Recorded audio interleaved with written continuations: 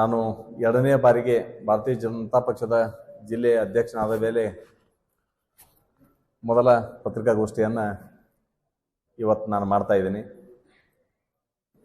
ಕಾರಣ ಇದೊಂದು ಪತ್ರಿಕಾಗೋಷ್ಠಿ ಅನ್ನೋಕ್ಕಿಂತ ಇದೊಂದು ಸಂತೋಷದ ಕೂಟ ಅಂತ ನಾವು ತಮ್ಮ ಎಲ್ಲರ ಜೊತೆ ಕೂಡ್ಬೇಕನ್ನೋಂಥ ನನ್ನ ಒಂದು ಅಭಿಲಾಷೆ ಇತ್ತು. ಈ ಕಾರಣದಿಂದ ನಾನು ಎಲ್ಲರ ಜೊತೆ ಕೂಡ್ಬೇಕನ್ನೋ ಕಾರಣದಿಂದ ಇವತ್ತು ನಿಶ್ಚಯ ಮಾಡ್ಕೊಂಡು ಕೂಡಿದ್ದೇವೆ. ವಿಶೇಷವಾಗಿ ಕಳೆದ ಅನೇಕ ವರ್ಷಗಳಿಂದ ಭಾರತೀಯ ಜನತಾ ಪಕ್ಷದ ಸಕ್ರಿಯ ಕಾರ್ಯಕರ್ತನಾಗಿ ಜಿಲ್ಲೆ ಒಳಗೆ ಕೆಲಸ ಮಾಡ್ಕೊಂಡು ಬಂದಿದ್ದೀನಿ. ಹಿಂದೆ ಮುದ್ದೇಬೇಳ ಮಂಡಲದ ಅಧ್ಯಕ್ಷನಾಗಿ, 2 ಅವಧಿಗೆ ಜಿಲ್ಲೆಯ ಪ್ರಧಾನ ಕಾರ್ಯದರ್ಶಿಯಾಗಿ, ಈ ಹಿಂದೆ ಜಿಲ್ಲೆಯ ಅಧ್ಯಕ್ಷನಾಗಿ ಕೆಲಸ ಮಾಡಿ ಇವತ್ತು ಮತ್ತೊಮ್ಮೆ ನಮ್ಮ ಪಕ್ಷದ ರಾಜ್ಯದ ಅಧ್ಯಕ್ಷ ಆಗಿರ್ತಕ್ಕಂಥ BY ವಿಜೇಂದ್ರಣ್ಣ ಅವರು ಮತ್ತು ನಮ್ಮ ಎಲ್ಲ ರಾಜ್ಯದ ನಾಯಕರು, ವಿಶೇಷವಾಗಿ ನಮ್ಮ ಜಿಲ್ಲೆಯ ಎಲ್ಲ ನಮ್ಮ ನಾಯಕರು, ಎಲ್ಲ ನಮ್ಮ ಕಾರ್ಯಕರ್ತರ ಒಂದು ಅಭಿಪ್ರಾಯನ ಸಂಗ್ರಹ ಮಾಡಿ ಆ ಅಭಿಪ್ರಾಯದೊಂದಿಗೆ ಮತ್ತೊಮ್ಮೆ ಜಿಲ್ಲೆಯ ಭಾರತೀಯ ಜನತಾ ಪಕ್ಷದ ಅಧ್ಯಕ್ಷನಾಗಿ ಕೆಲಸ ನಿರ್ವಹಿಸಲು ಅವಕಾಶ ಮಾಡಿಕೊಟ್ಟಿದ್ದಕ್ಕಾಗಿ ನಮ್ಮ ರಾಜ್ಯದ ಅಧ್ಯಕ್ಷರಿಗೂ ಮತ್ತು ಹಿರಿಯರಿಗೂ, ನಮ್ಮ ಜಿಲ್ಲೆಯ ಎಲ್ಲ ನಾಯಕರು, ನಮ್ಮ ಕಾರ್ಯಕರ್ತರಿಗೆ ಹೃದಯಪೂರ್ವಕವಾಗಿರ್ತಕ್ಕಂಥ ಧನ್ಯವಾದಗಳನ್ನ, ಅವರಿಗೆ ಅಭಿನಂದನೆಗಳನ್ನ ಹೇಳಿಕೆ ಇಚ್ಛಿಸ್ತೇನೆ. ಈ ಹಿಂದೆ ಜಿಲ್ಲೆಯ ಅಧ್ಯಕ್ಷನಾದಂಥ ಸಂದರ್ಭದಲ್ಲಿ ಬಹುಶಃ ನಮ್ಮ ಪಕ್ಷ ಪ್ರಾರಂಭ ಆಗಿದ್ದು ಜನಸಂಘ ಏನು ಕಾಶ್ಮೀರಕ್ಕೆ ಆರ್ಟಿಕಲ್ 370 ಹೇರಿಕೆ ಮಾಡಿದ ನಂತರ ಆರ್ಟಿಕಲ್ 370 ರದ್ದು ಮಾಡಬೇಕನ್ನುವಂತ ಕಾರಣದಿಂದನೇ ಆ ಹೋರಾಟದ ಮುಖಾಂತರ ಪ್ರಾರಂಭಗೊಂಡಿರತಕ್ಕಂಥ ಪಕ್ಷ. ಆರ್ಟಿಕಲ್ 370 ರದ್ದಾದಂಥ ಸಂದರ್ಭದಲ್ಲಿ ನಾನು ಪಕ್ಷದ ಜಿಲ್ಲೆಯ ಅಧ್ಯಕ್ಷ. ಎರಡನೇದ್ದು, ಮೊಟ್ಟ ಮೊದಲ ಕಾರ್ಯಕಾರಿಣಿ ಜನಸಂಘದಲ್ಲಿ ಒಂದು ಸಂಕಲ್ಪ ಆಯಿತು. ದೇಶದಲ್ಲಿ ಜನರ ಬಯಕೆ ಪ್ರಭು ಶ್ರೀರಾಮಚಂದ್ರನ ಮಂದಿರ ಆಗಬೇಕು ಅನ್ನುವಂಥದ್ದದ. ಹೀಗಾಗಿ ನಾವು ಅಧಿಕಾರಕ್ಕೆ ಬಂದರೆ ರಾಮ ಮಂದಿರ ಕಟ್ಟುವಂಥ ವ್ಯವಸ್ಥೆ ಮಾಡ್ತೀವಿ ಅನ್ನುವಂಥದ್ದನ್ನ ನಿರ್ಣಯ ಮಾಡಿತು. ಅದಾದ ನಂತರ ಅನೇಕ ಹೋರಾಟಗಳು, ತ್ಯಾಗ ಬಲಿದಾನದ ಮುಖಾಂತರ ದೇಶದಲ್ಲಿ ರಾಮ ಮಂದಿರ ಆಗಬೇಕಂತನ್ನುವಂಥದ್ದು ಕೂಗೆದ್ದಂಥ ಸಂದರ್ಭದಲ್ಲಿ ಅನೇಕ ಅಡೆತಡೆಗಳ ಮಧ್ಯೆ ನ್ಯಾಯಾಲಯದ ತೀರ್ಪಿನ ನಂತರ ಒಂದು ನ್ಯಾಯಯುತವಾಗಿರ್ತಕ್ಕಂಥ ಎಲ್ಲೂ ದೇಶದಲ್ಲಿ ಪ್ರಭು ಶ್ರೀರಾಮಚಂದ್ರನ ಮಂದಿರ ಆಗಲಿಕ್ಕೆ ಎಲ್ಲಿ ಒಂದು ಸಣ್ಣ ಅಪಸ್ವರ ಕೂಡ ಬರಲಿಲ್ಲ. ಇವತ್ತು ರಾಮ ಮಂದಿರದ ಲೋಕಾರ್ಪಣೆ ಆಗ್ತಕ್ಕಂಥದ್ದು ನಾಳೆ ಜನವರಿ 22ನೇ ತಾರೀಕು. ಇಂಥ ಒಂದು ಸಂದರ್ಭದಲ್ಲಿ ಮತ್ತೆ ನನ್ನ ಜಿಲ್ಲೆಯ ಅಧ್ಯಕ್ಷನಾಗಿ ಮುಂದುವರಿಸೋದಕ್ಕೆ ಬಹಳ ನನಗೆ ಸಂತೋಷ ಅನಿಸ್ತಾ ಇದೆ. ಪ್ರಮುಖವಾಗಿ 2 ಅಜೆಂಡಾ ಅವು ಸಾಕಾರ ಆಗ್ತಕ್ಕಂಥ ಸಂದರ್ಭದಲ್ಲಿ, 2 ಸಂದರ್ಭದಲ್ಲಿ ನಾನು ಪಕ್ಷದ ಜಿಲ್ಲೆಯ ಅಧ್ಯಕ್ಷ. ನಮ್ಮ ರಾಜ್ಯದ ಅಧ್ಯಕ್ಷರು, ಹಿರಿಯರು ಎಲ್ಲರೂ, ನಮ್ಮ ವಿಶೇಷವಾಗಿ ನಮ್ಮ ಜಿಲ್ಲೆಯ ಎಲ್ಲ ನಾಯಕರು, ನಮ್ಮೆಲ್ಲ ಕಾರ್ಯಕರ್ತರು ನನ್ನ ಮೇಲೆ ಏನು ವಿಶ್ವಾಸ ಇಟ್ಟು ಈ ಒಂದು ಜವಾಬ್ದಾರಿಯನ್ನು ಕೊಟ್ಟಿದ್ದಾರೆ. ಇದು ಜವಾಬ್ದಾರಿ ಅನ್ನೋಕ್ಕಿಂತ ಹೆಚ್ಚಾಗಿ ಇದೊಂದು ನನ್ನ ಕೆಲಸ ಅಂತ ಹೇಳಿ ನಾನು ಭಾವಿಸಿಕೊಂಡು ಜಿಲ್ಲೆಯೊಳಗೆ ಸಮನ್ವಯತೆಯನ್ನ ಸಾಧಿಸುವಂತ ಒಂದು ದೃಷ್ಟಿಕೋನದಿಂದ ಪಕ್ಷವನ್ನ ಇನ್ನೂ ಗಟ್ಟಿಯಾಗಿ ಬಲಶಾಲಿಯಾಗಿ 2024ರ ಚುನಾವಣೆ ಮತ್ತೊಮ್ಮೆ ನರೇಂದ್ರ ಮೋದಿ ಅವ್ರನ್ನ ಪ್ರಧಾನಮಂತ್ರಿ ಆಗ್ಬೇಕನ್ನುವಂತ ನಮ್ಮ ಕಾರ್ಯಕರ್ತರ ಮತ್ತು ಜನರ ಅಭಿಲಾಷೆಯೊಂದಿಗೆ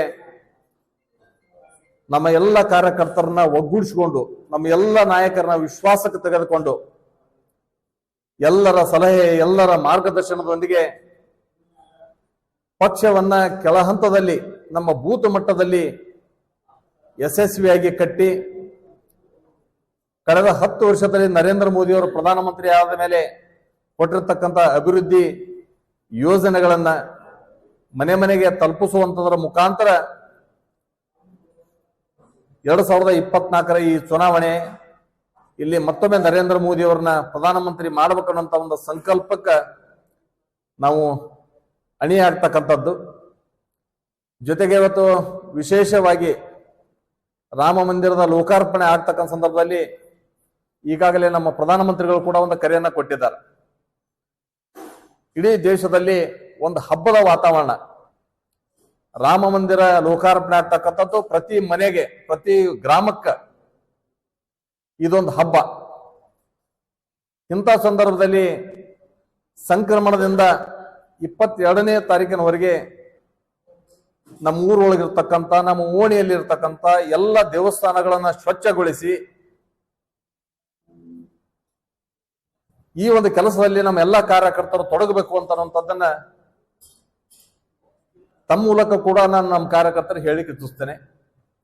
ಜೊತೆಗೆ 22ನೇ ತಾರೀಕು ಲೋಕಾರ್ಪಣೆ ಆಗ್ತಕ್ಕಂಥ ಸಂದರ್ಭದಲ್ಲಿ ಪ್ರತಿಯೊಬ್ಬರು ತಮ್ಮ ಮನೆಯಲ್ಲಿ 5 ದೀಪಗಳನ್ನು ಹಚ್ಚೋದರ ಮುಖಾಂತರ, ಜ್ಯೋತಿಯನ್ನು ಬೆಳಗಿಸೋದರ ಮುಖಾಂತರ ಇಡೀ ದೇಶದ ಒಂದು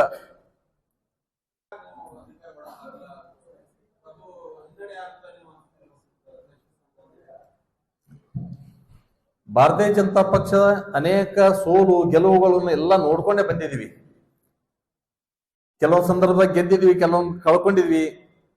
ಇವತ್ತು ನಾವು ಹಿಂದೆ ಜಿಲ್ಲಾ ಪಂಚಾಯತಿ ಒಳಗ ನಾವು ಕಳೆದ ಈ ಅವಧಿಯಿಂದ ಹಿಂದಿನ ಅವಧಿ ಒಳಗ ನಾವು ಪಡ್ಕೊಂಡ್ವಿ. ಹೋದ ಅವಧಿ ಒಳಗ ನಮಗಾಗ್ಲಿಲ್ಲ. ಅನೇಕ ಇವತ್ತು ರಾಜಕೀಯ ವಿದ್ಯಮಾನಗಳ ಬಗ್ಗೆ ಕೂಡ ತಮಗೆ ಗೊತ್ತದ. ಇಂಥ ಸಂದರ್ಭದಲ್ಲಿ ಕಾರ್ಪೊರೇಷನ್ದಾಗ ಅತಿ ಹೆಚ್ಚು ಸೀಟನ್ನ ಸಂಖ್ಯಾಬಲ 17 ನಮ್ಗೆ ಕೊಟ್ಟರು. ಆದ್ರೆ ನಮಗೆ ಬೇಕಾಗಿರೋದು 21. ನಾವು 21 ಸಂಖ್ಯಾಬಲ ನಮಗೆ ಕೂಡಿತು. 18 ಪ್ಲಸ್ ನಮಗ 17 ಆಗಿತ್ತು. ಇಬ್ಬರು ಸಂಸದರು ಶಾಸಕರು ಕೂಡ 19 ಆಗಿತ್ತು. ಇಬ್ಬರು ಪಕ್ಷೇತರ ಬಂದು ನಮ್ಮ ಜೊತೆ ಕೂಡ್ಕೊಂಡ್ಮ್ಯಾಗ 22 ಸಂಖ್ಯೆ ಆಗಿತ್ತು ನಮಗ. ಅಂತ ಸಂದರ್ಭದಲ್ಲಿ ನಾವು ನ್ಯಾಯಾಲಯದೊಳಗೆ ಇದ್ದಂತ ಸಂದರ್ಭದಲ್ಲಿ ನಮ್ದು ಏನು ಕೆಟಗರಿ ಸಂಬಂಧ ನ್ಯಾಯಾಲಯದಲ್ಲಿತ್ತು ಮೇಯರ್ದು. ಅವಾಗ ನಾವು ನಮ್ಮ ಆಯುಕ್ತರಿಗೆ ನಾವೊಂದು ಅರ್ಜಿಯನ್ನು ಕೂಡ ನಾವು ಕೊಟ್ಟಿದ್ವಿ. ನೀವು ಚುನಾವಣೆ ಕೋರ್ಟ್ನಲ್ಲಿ ಇದ್ದ ಸಂದರ್ಭದಲ್ಲಿ ನೀವು ಘೋಷಣೆ ಮಾಡಿದ್ರೆ ನಾಳೆ ಸಮಸ್ಯೆ ಆಗ್ತದೆ ಅಂತ ಹೇಳಿದಾಗೂ ಕೂಡ ಅವರು ಸರ್ಕಾರದ ಒತ್ತಡಕ್ಕೆ ಅವರು ಮಣಿದು ಘೋಷಣೆ ಮಾಡಿದ್ರು. ಯಾವಾಗ ನಮ್ಮ ಸಂಖ್ಯಾಬಲ ಹೊಂದಿತ್ತು ನಮ್ದು ಆಗ್ತದಂತ ಸಂದರ್ಭದಲ್ಲಿ ಅವರು ಕೋರ್ಟಿಗೆ ಮೊರೆ ಹೋಗಿ ತಡೆಯಾಜ್ಞೆ ತಗೊಂಡು ಅದು ನಿಲ್ಲಿಸ್ತಕ್ಕಂಥ ಒಂದು ಪ್ರಯತ್ನ ಮಾಡಿದ್ರು.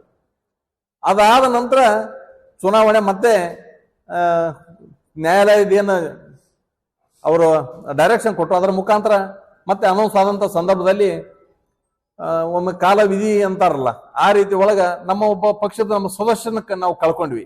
ಹಿಂಗಾಗಿ ನಮ್ಮ ಸಂಖ್ಯಾಬಲದ ಒಂದು ಚೂರು ಕೊರತೆ ಆಯ್ತು. ಅದರಿಂದ ನಮ್ಗೆ ಹಿನ್ನಡೆ ಆಗ್ಯದ ಹೊರತು ನಮ್ಮ ಇದ್ದಂತದ್ದು ನಾವು ಎಲ್ಲರೂ 18 ಜನ ನಮ್ಗೆ ಒಕ್ಕಟ್ಟಾಗಿತ್ತು. ಯಾರು ನಮ್ಗೆ ಬರ್ಬೇಕಂತ ನೋಡ್ತಾರ ಕೂಡ ನಮ್ಗೆ ಸಂಖ್ಯಾಬಲ ಒಂಚೂರು ಕೊರತೆ ಹಾಕದಂತ ಸಂದರ್ಭದಲ್ಲಿ ಸ್ವಾಭಾವಿಕ ತಮ್ಗೆ ಗೊತ್ತದ.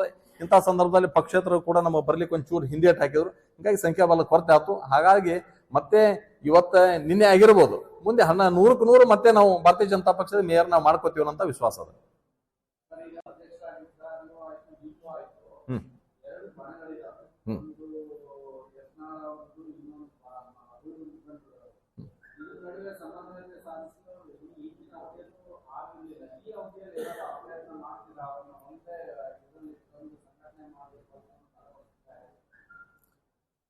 ಸರ್, ನಾನು 2ನೇ ಅವಧಿಗೆ ಜಿಲ್ಲಾ ಅಧ್ಯಕ್ಷ ಆಗಿ ಮುಂದುವರಿಲಿಕ್ಕೆ ಕಾರಣ ಬಣ ಅನ್ನುವಂಥದ್ದು ಯಾವುದೂ ಇಲ್ಲ ಅಂತ ಅನ್ನೋದು ಕಾರಣಕ್ಕೆ ನಾನು ಜಿಲ್ಲಾ ಅಧ್ಯಕ್ಷ ಮಾಡಿದ್ದು. ಇದ್ರೊಳಗನ ಒಂದು ನಮ್ಮದು ಏನದಂತ ಅನ್ನೋದ್ರ ಬಗ್ಗೆ ನಮ್ಮೆಲ್ಲಾ ಹಿರಿಯರು ಗೊತ್ತು ಮಾಡಿ ಕೊಟ್ಟಿದಾರ. ಪಕ್ಷದ ವಿಷಯಕ್ಕೆ ಬಂದಾಗ ಎಲ್ಲರೂ ಒಂದೇ, ಅಭಿಪ್ರಾಯ ಭೇದಗಳು ಇರಬಹುದು ಬೇರೆ.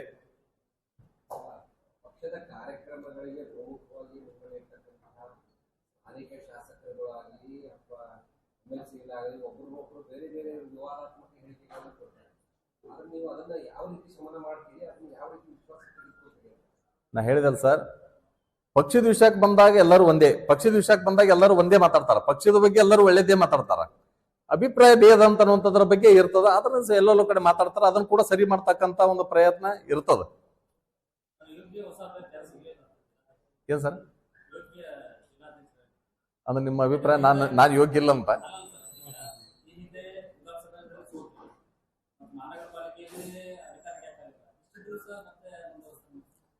ಬಿಜೆಪಿ 89 ಸೀಟ್ ಪಡ್ಕೊಂಡ ನಂತರ ಮುಂದಿನ ಇಲೆಕ್ಷನ್ದಾಗಿ ಬರೀ 2 ಸೀಟಿಗೆ ಬಂದಿತ್ತು. ಇವತ್ತು ಇಡೀ ದೇಶದಲ್ಲಿ 2 ಅವಧಿ ಸತತವಾಗಿ ನಾವು ಸರ್ಕಾರ ಮಾಡಿದೀವಿ. ಈ ಸೋಲು ಗೆಲುವಂತ ಅನ್ನೋಂಥದ್ದೇ ಪ್ರಜಾಪ್ರಭುತ್ವ ವ್ಯವಸ್ಥೆಯೊಳಗೆ ಇದು ಇರುವುದೇ, ಅದನ್ನ ನಾವು ಸ್ವೀಕಾರ ಮಾಡ್ತೀವಿ.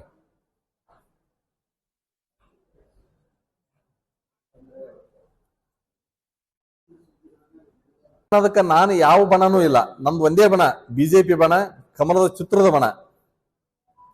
ಆ ನಿಟ್ಟಿನೊಳಗ ವಿಶ್ವಾಸ ಇರಿಸಿ ನನಗ ಪುನರ ಜವಾಬ್ದಾರಿಯನ್ನ ಕೊಟ್ಟಾರ. ಅದನ್ನ ಅತ್ಯಂತ ಪ್ರಾಮಾಣಿಕತೆಯಿಂದ ಸಮನ್ವಯತೆಯಿಂದ ನಾನು ಪಕ್ಷವನ್ನು ಮುನ್ನೋಡಿಸ್ಕೊಂಡು ಹೋಗ್ತೀನಿ ಅನ್ನೋಂಥ ಮಾತನ್ನು ತಮ್ಮ ಮೂಲಕ ಹೇಳಿಕ್ಕೆ ಇಚ್ಛಿಸ್ತೇನೆ.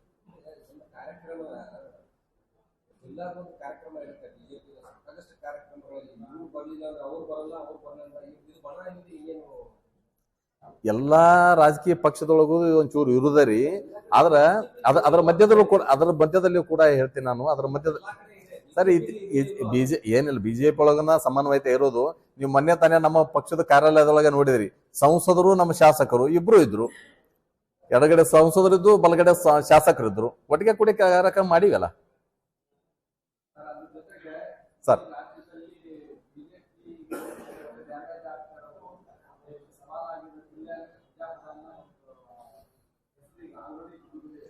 ಯಾವ ಸರ್? ಹಾ ಹಾ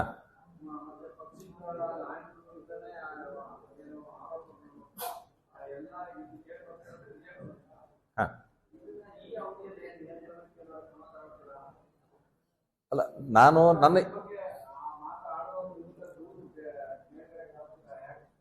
ನನ್ನ ಪಕ್ಷದ ಜಿಲ್ಲೆಯ ಅಧ್ಯಕ್ಷ.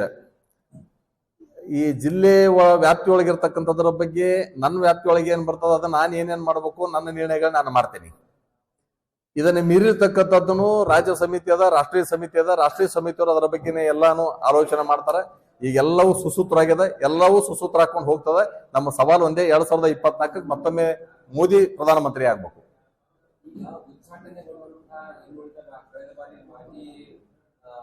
ಮಹಾನಗರ ಪಾಲಿಕೆ ಸದಸ್ಯರುಗಳಿಗೆ ಮತ್ತೇನಾದ್ರೂ ಈ ಬಾರಿ ನೀವು ಮತ್ತೆ ಎರಡನೇ ಬಾರಿ ಆಗಿದ್ರಿಂದ ಏನಾದ್ರು